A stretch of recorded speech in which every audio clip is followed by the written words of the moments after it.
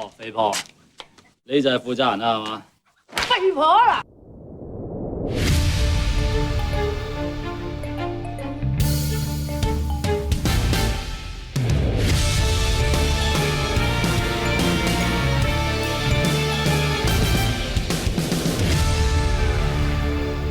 Hello and welcome to another bonus episode of Kill James Bond. I am Alice Caldwell-Kelly. I am joined, as ever, by my friends Abigail Thorne and Devon. Hey. How you doing?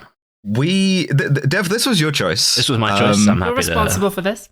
I'm happy to put. I wish I was responsible for it. You've immediately started. I'm going to preview this episode for you. There is going to be an argument throughout this episode. We watched Kung Fu Hustle. A movie which I remember fondly, having watched, I think, when it came out when I was much younger. This is like it's like 10 years old now, which is ridiculous.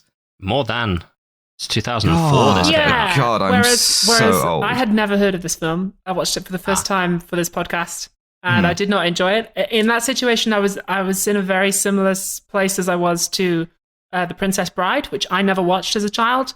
When you said in the group chat that, oh, I didn't like this movie, and both of us went, what? And then you said, yeah, it's just one of those things I don't get. It's like The Princess Bride, which I also don't like. And both of us went, what? Yeah, so I never watched The Princess Bride as a child, and then an adult friend of mine, to whom it meant a lot, made me watch it as an adult for the first time, just completely cold. And I was like, what the fuck is this? Like, there's parts of it that are like interesting and funny and memorable, but then there's a lot of it that I'm just like, what the fuck is happening? Like, who cares? Oh my god. Well, Kung Fu Hustle is... When we watch like Titan AE or some other shit that meant a lot to me as a child, all like Totally Spies. Oh yeah, I'll sit here and be like, oh, this sucks. I don't get it. This is In awful. fairness, I did inflict Alex Rider Stormbreaker on this podcast, so like, people in glass houses should not throw kung fu punches. Yeah, an episode I dipped out of midway. So. Who can blame you? It was a good film. It wasn't, but it was. Yes. So Kung Fu Hustle. If you're not familiar with sort of kung fu movies as a genre, right? This was sort of the first or second sort of like it came in a wave of attempts to make those internationally popular as like sort of prestige productions. There was this wave of kung fu movies and a wave of wuxia movies. So you had this that came out. You had Crouching Tiger, Hidden Dragon. You had Hero. A bunch of these. And I'll get into sort of the geopolitics of this later. But the gist of this is that it's a co-production between Stephen Chow, who is sort of like this legend of Hong Kong comedy, and who does a lot of like very, very dense puns and wordplay and stuff in Cantonese, and mainland Chinese film studios. And how this, pans out, we'll see. But that's the pitch, right? Is we got the guy who is the best at comedy in Hong Kong. We gave him all of mainland China's money, and together we're gonna do the Kung Fu movie. In Cantonese, the actual title of this is just Kung Fu, right? Really? This is the funniest guy they could get. This is the funniest guy they have. This is him. I will say this: Stephen Chow was never universally popular. He essentially he popularized a form of comedy called molitao, which is like sort of slapstick nonsense, right? It's very immature. A lot of people don't like it on that basis, but a lot of Hong Kong people then, and to a certain extent now, really did. And he was very, very successful making movies in that kind of idiom. I'm changing my mind about these protests, man. We'll Xi get there. Jinping, my country longs for good comedy. So we begin in 1940s Shanghai with a cop getting thrown through a big sign that says Crime Busters. Okay, no, we don't. Okay, so, right, what we actually start with is we do get a very long tracking shot that is very impressive and that I like. But immediately we have a great example of like one of my problems with this film, which is that as I work off film, it isn't particularly literate in how films are made. So what we actually start with is a shot of a nameplate that says Inspector Chang, and we then pan up to see Inspector Chang behind his desk. And I, having seen a film before, I'm like, okay, here's our main character. This is Inspector Chang. Cool, great. No. I know what to expect. Wrong. Inspector Chang does not come back. Sorry, mate. This film keeps doing things like this. This is a cameo. This is a cameo. We got the guy who you recognize from all of these Hong Kong kung fu movies of the 80s. Okay, but I haven't seen them, so I did not know this. This is a very referential movie. You're right. I should have made you watch more movies.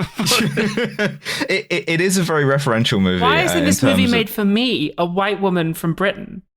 That's the main problem with it. Yeah, but so we see that we're in the police station in Shanghai, and the cops are getting beaten up. They're getting just absolutely humiliated by a guy wearing a big hat. Your local crime boss, your local warlord from the Crocodile Gang. The long tracking shot is really good. I will. It's cool. It's sick. It's sick, nasty, fantastic. Pans through all the cops are just like perfectly still, like it's freeze framed, and you can just hear a guy getting the shit kicked out of him. And it finally reveals him by throwing him through a big sign. The costumes are also very cool. Yes, the big sign, by the way, says "Crime Busters," which I like. Yeah. Rules. And this is our opening theme for the first couple of scenes. Is Shanghai is under the rule of lawless criminal gangs, and the authorities are powerless to stop them. And these comrades, they're here to de-arrest the wife of the leader of the Crocodile Gang, so they lie under a van for ages, and then they get her out, which is awesome. Sick. That's right. They do. No, I mean, it's cool. I love gangsters. I love moles. I love a 1940s Shanghai gangster movie. This is definitely what this is going to be, I assume. Of course. So the Crocodile Gang's leader, guy in a big leather cowboy hat, busts his girlfriend out of jail, goes outside, finds the street totally empty, and the Axe Gang make their entrance, and I fucking love the Axe Gang. This is cool. I think this is sick. Yeah, they walk out, they're like, fuck, where's the car? And you see that the entire street is completely abandoned. There's just like dust blowing in the breeze, and they're like, go back inside, we should. But like the cops slam every single building. Yeah, it's like a Western, it's very cool. And all of a sudden, you see literally thousands upon thousands of men wearing full suits with like top hats, all holding an axe, blocking every single egress route.